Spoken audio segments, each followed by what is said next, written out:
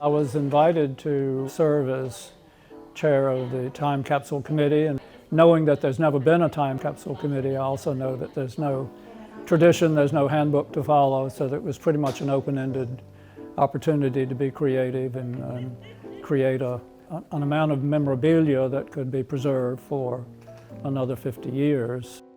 The committee has spent months and months gathering materials, books that are about Virginia Tech, all aspects of Virginia Tech.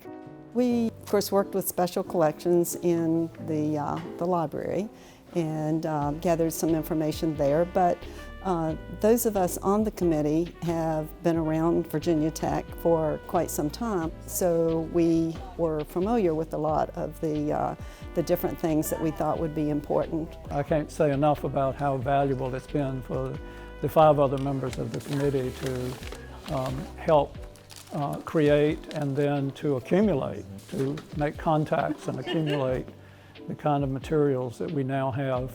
In 2072, this capsule is likely to be opened by a Hokie-built robot or a hologram that is a mirror image of President Sands.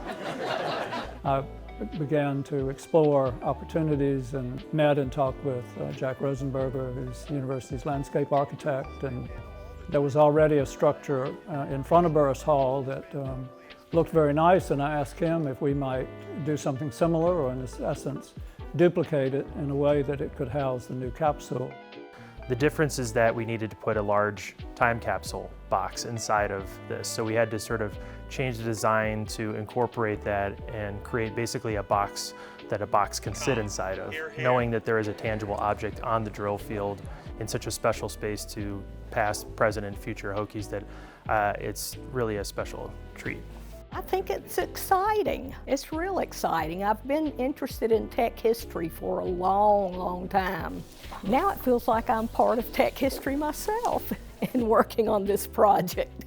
Well, we hope that those who see this in 50 years will enjoy reminiscing about what the university was like a full 200 years earlier, and then in the years following that up to 150 years of its earliest history, and understanding how campus culture and life evolved during that period of time.